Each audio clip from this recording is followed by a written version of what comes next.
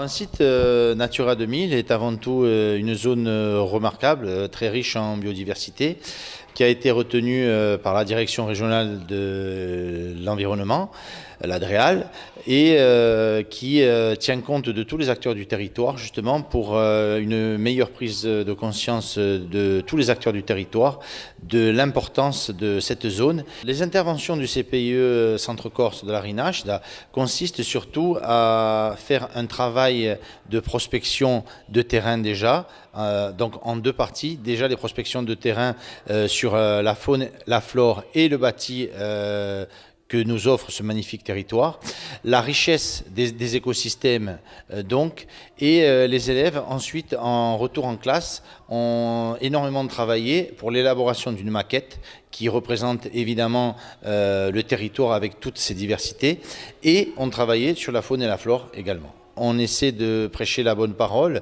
pour qu'ils aient vraiment une prise de conscience de préserver leur territoire face à ces richesses naturelles. Et très important, on considère que ce seront les acteurs du territoire de demain. Et donc, ils sont tout indiqués pour vraiment étudier et ensuite, ce sont eux qui porteront la bonne parole. L'objectif lors des sorties de terrain est surtout de familiariser les enfants à leur environnement proche et de leur faire découvrir les richesses tant au niveau des écosystèmes, au niveau floristique que faunistique, puisqu'on a des espèces remarquables. Normalement, les élèves, il est prévu 2 sorties. Alors, une a été faite l'année dernière sur un sentier qui relie donc le village d'Omès à Tralonc.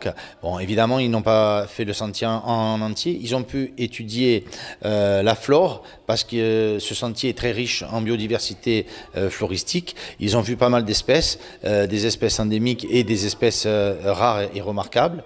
Et ensuite, donc, cette année, ils ont fait une sortie sur la chapelle de Sant'Angelo où ils ont pu étudier les espèces faunistiques. Les élèves présentent leurs travaux où ils ont réussi à en faisant du modelage, à reproduire les espèces remarquables faunistiques.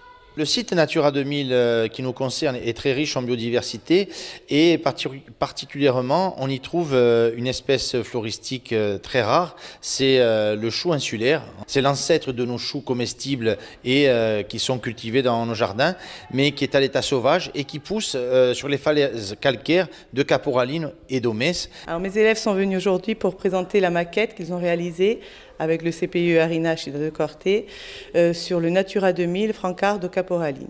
Ça fait partie des objectifs de notre école et de l'école en général, de travailler sur l'environnement. Et donc on avait choisi de travailler sur notre environnement proche. Les élèves se sentent impliqués dans ce projet parce que c'est vraiment leur environnement proche, l'endroit où ils habitent, l'endroit qu'ils voient tous les jours. Et comme ça, ils se sentent d'autant plus à même de vérifier ce qu'ils apprennent à l'école.